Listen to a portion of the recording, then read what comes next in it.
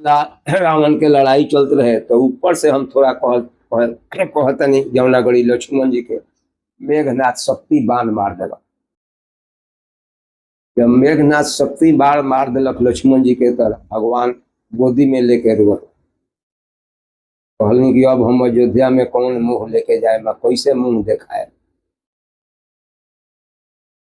तो भीषण जी कहनी, सब लोग रोवत रहे, मूर्छित हो गए। तो कहनी कि लंका में एगो सुखेन वैद्य के नाम के वैद्य बढ़ल, गुरु अगर जे आ जैत तो कुछ उपाय बतैत। तो महावीर जी कहनी कि प्रभु हमरा के आशीर्वाद दी, हम सुखेन वैद्य के जाके बोला। तो भगवान आशीर्वाद देनी हनुमान जी के। हनुमान जी गईलन उड़ के, वहाँ सुखेन वैद्य अपन दवाई कूटत रहस। वही समय में जाके श्राद्ध देना वहाँ का घर में उठौले, अरे हनुमान तुम ये क्या कर रहे हो। सुखेन वैद्य कहता हूँ कि वही हनुमान है तुम जो लंका जलाया था। तो कहलन कि हाँ वही हनुमान। तो हमको कहाँ ले जा रहा है? तो कहीं नहीं, चलिए आपको कोई दूर नहीं ले जा रहे। तो वह उनका के घर ही सही ते लेके चल अलन, और वहाँ जहाँ लक्ष्मण जी मूर्छित भैया वहाँ रखाई। सुखेन वैद्य के घर वहाँ रखा गई। सुखेन वैद्य से भीषण जी अलन, सवाल करे लोग। तो कहलन कि ना, दवाई हम ना करें में से कि हम लंका के नीमक खाते, कैसे दवाई करी, लंका से दुश्मनी चलता रहुआ लोग के। तो वहाँ भीषण जी भी कहलन कि देखी डॉक्टर वैद्य कोई के हित दुश्मन नहीं होता है, सब कोई खातिर बराबर है, इसलिए रुआ दवाई करही के पड़ी, ऐसे कि ना पीला पर नर्थ हो जाई। भगवान भी यही बात कहनी कि डॉक्टर वैद्य कोई का हित दुश्मन नहीं होता है, जब गुण है तो उसको सब खातिर बराबर है, नहीं तो ये जो विद्या है वो काम नहीं आएगा। तो वह सुखेन वैद्य कहलन कि अच्छा ठीक है। तो वह जाके लक्ष्मण जी के लटिका धैलन और कहलन कि एगो काम बा, पर्वत पर से जो आदमी जाके सजीवन बूटी लेके चले तब कुछ उपाय हो सकेगा। तो जो हाय लगल कि के जाई, तो हनुमान जी में जाए लगा। हनुमान जी के भगवान इशारा कलन कि जा। तो हनुमान जी से चल देनी।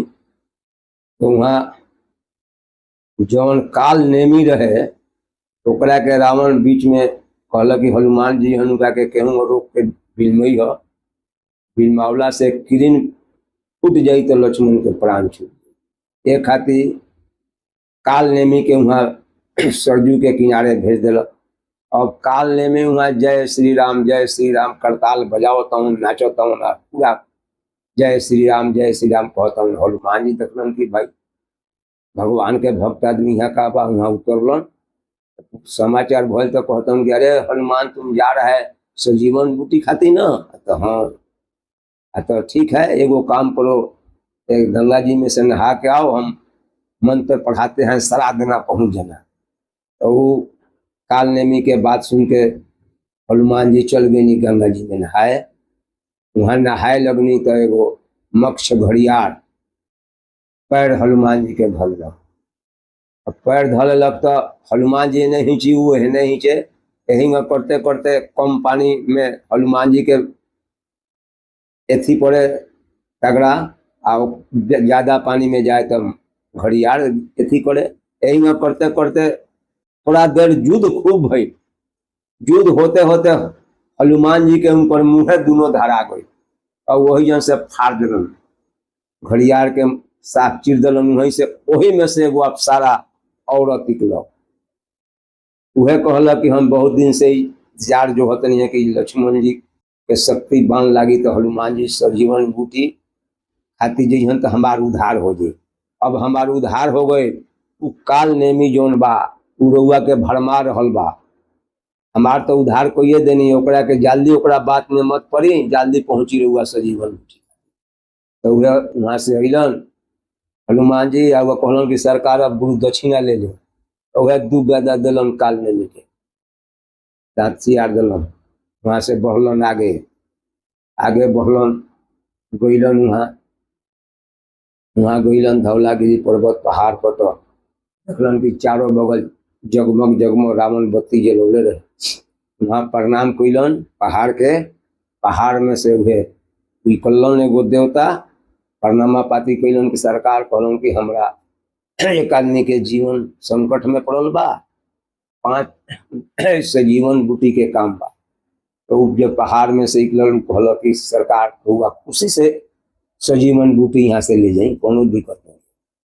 वो कह के अपन फैन में पर्वत में गुप्त हो गईलन। आ हनुमान जी लगलन चारों बगल ताके तो चिन्हबे ना करे। अब वो का कैलन कि हार के जितना दूर में पर्वत रहे ओकरा के सुमिर के महावीर प्रभु के नाम लेके जय श्री राम कह के पहरवे उठा ले। हार जब उठा ले चल दिलन तो नंदी ग्राम में भरत जी तपस्या करते रहे। वो कुटिया बना के वो राज सिंहासन पर ना बैठल। जब राम के वनवास हो गए खड़ाऊ लेके अलन तो खड़ाऊ सिंहासन पर ध के और नंदी ग्राम जाके अपन डेरा दिलन कुटिया। और कुटिया पर डेरा डाल के लगलन वही तपस्या करे। तो कहलन कि भैया सलतल जमीन बराबर पर बानी, उतना बराबर हमरा जमीन ना चाहिए। उनका से ठेहुन भर नीचा माटी खोद के आ माटी निकाल के तब उनको आसन लागल नीचा, माने बराबर जमीन से ठेहुन भर नीचा में उनको आसन लागल। भैया के बराबरी हमरा नहीं रहे के, हमरा रहे के उनका से नीचा। तो नीचा में अपन तपस्या करत रही। पहले उनकर गुप्तचर कहलन से कि एगो दूध पहाड़ ले जा रहा बा। तो वही जन से एगो खड़ खींच के आ हनुमान जी कौनो काम करी।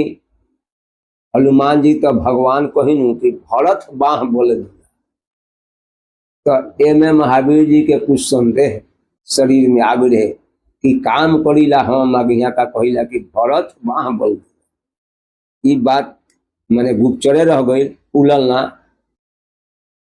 तो आ गए वो बात के समय परीक्षे के। तो वह मरलन बांध खींच के तो उस एगो उठा के तो आ गईलन हनुमान जी पहाड़ ले वही जन नंदी ग्राम नीचा लगे जहाँ भरत जी के कुटिया रहे। पहिलन तो राम राम कहलन।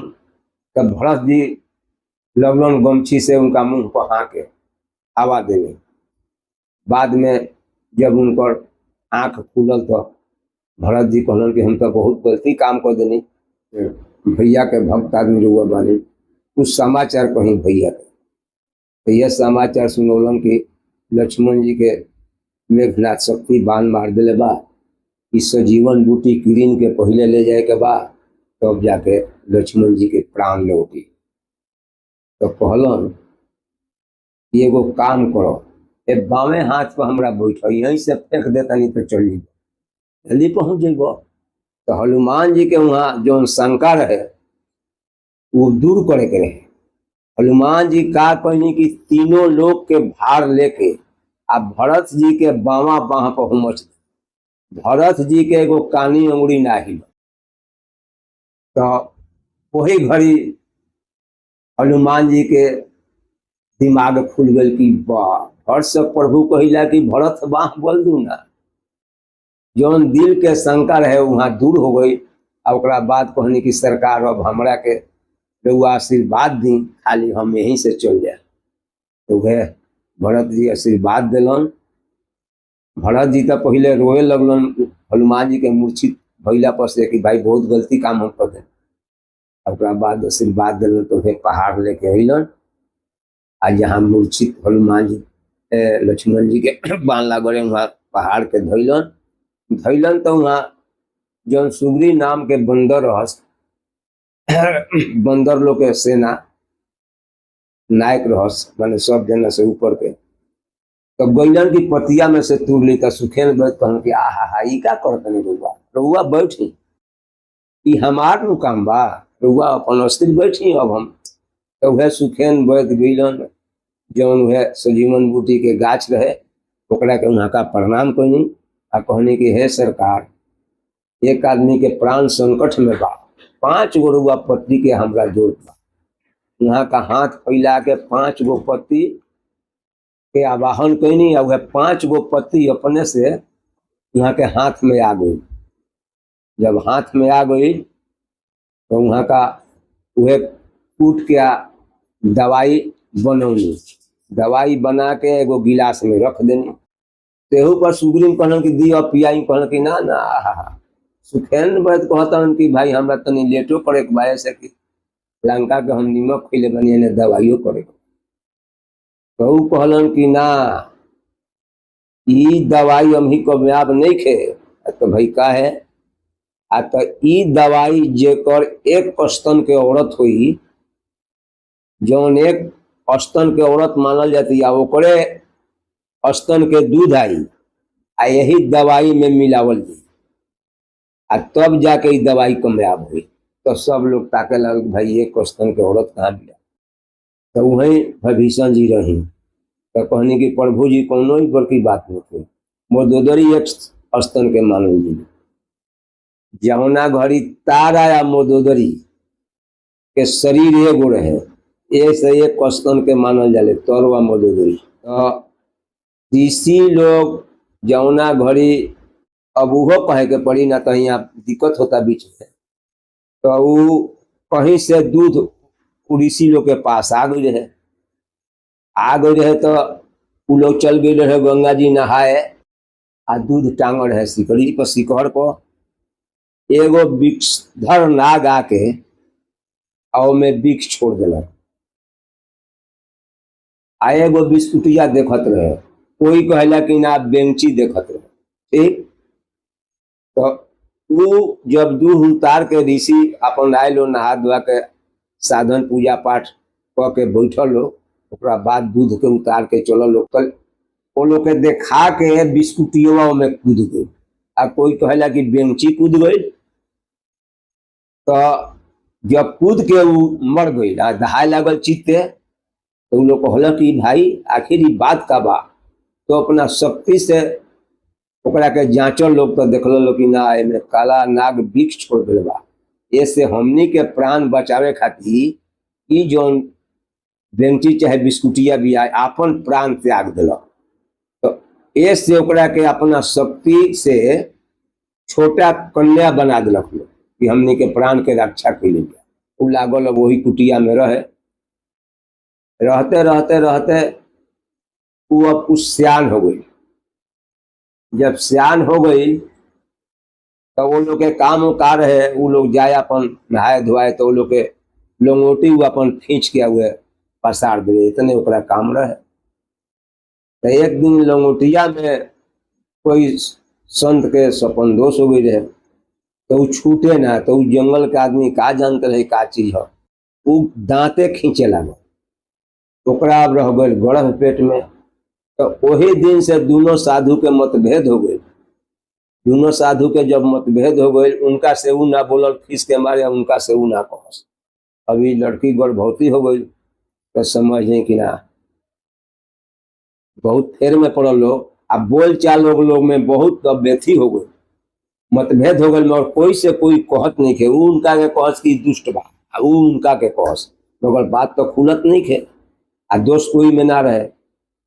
तो दोनों जना अपना खींच के बस में, एक जना चल गए लंका में, एक जना चल गए बाली राज में। एक जना के बाली लड़का पसंद पड़ गई, एक जना के रावण। लड़की एगो वहाँ आ गए, दूगो बारात समझी। अब एगो धैलक हाथ बाली या एगो धैलक रावण। ऊ कहता कि दुष्ट कहलक ना लड़का खोजे चल गए, अब उनका के मने में कहता बात खुलत नहीं के। जब उहे एगो बाली धैलक एगो रावण, तो वहाँ खींचा हिंची वाला सवाल लगल। तो वह ऋषि मुनि गंगाजल पढ़ के दिलन कि जाओ कन्या दूगो हो जाओ। तो वह जाके तारा या मोदोदरी दूगो हो जी सत, एगो के ले गए तारा के बाली आ मोदोदरी के रावण। उहे एक स्तन के मानल जाले कि पहले के शरीर एगो रहे, समय आयल तो दूगो हो गई। तो वह भविष्य जी कहलन कि मोदोदरी एक स्तन के मानल जाले, तब वह समझ जा कि ना आशीर्वाद लेलन भगवान से आ चल गइलन मोदोदरी लगे। तो मोदोदरी कोनो मामूली स्त्री ना रह सकू। जाके हनुमान जी कहलन कि अब रउआ लोग के का दिक्कत बा, अब तो मेघनाथ मार दिल, लक्ष्मण जी के शक्ति बान किरण फूटी और उनकर प्राण छूट जाई, रउआ लोग के तो जय जयकार हो गई। तो मोदोदरी क्रोध में कहल कि अल बानर के जात हमरा के शिक्षा देवे, जौन कमुआ खाती आई बड़ा है दूधवा लो आ रास्ता लो यहाँ से। तो वह दूध दिलक आई अपन लेके अलन आ वह दवाई में मिलावल जाए। कितना आदमी सवाल उठावेला कि जरा जोरे दुश्मनी बा उ दूध दे दी आ एथी दे दी, मगर एक निचोड़ आगे चल के रुआ मिली सुनत जाए। तो दूध आ गई, दूध डला गई दवाई में। एन सुग्रीव कहलन कि दी हम पियाम, कहलन सुखेन वैद्य कहलन कि ना। सुखेन वैद्य कहलन कि बताओ हम लेट करता नहीं आई, जरा से दुश्मनी बा बताओ दूध दे दिल। दूध दिलक, दूध मिला दिल गई। ओकरा बाद सुखेन वैद्य तो कहलन कि एगो काम बा, जेकर अभी दूधो आई बनू ओकरा मर्द के गमछा आई आ तब वही गमछा से छनाई आ तब जाके दवाई कामयाब हो। तब लोग फेर में पड़ गए कि भाई अब लंका में रावण लगे के जाई। तो हनुमान जी कहलन प्रभु से कि रउआ आशीर्वाद दी हम पहुंच जाए। भगवान आशीर्वाद दिलन आ कहलन कि देखिए अब बाघ के कोर में जाकर बचा के। हनुमान जी आशीर्वाद दिलन आ रावण कपार पर हाथ धो के सोचत रहे। वही समय में हनुमान जी जाके आगा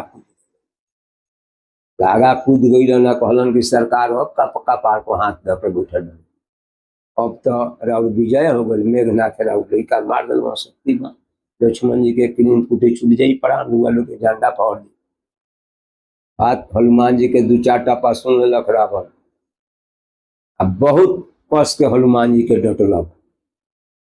कहलक कि बानर के जात हमरा के तू शिक्षा दे हो, हम लीला रचनी कपार पर हाथ धके काहे बैठल बनी। लीला रचनी की राम के हाथे हमनी का युद्ध होई आ राम के हाथे हमनी के सब आदमी के मृत्यु होई, हमनी के उद्धार हो गई। एक खातिर हम सीता हरण कैले आ तू अइला हमने के शिक्षा देवे। मेघनाथ के मारे अला ए धरती पर कोई बा तीनों लोक में, अन्न नींद नारी तीनों त्याग करी से मेघनाथ के मारी। बा कोई के त्याग तीनों लक्ष्मण जी के छोड़ा के।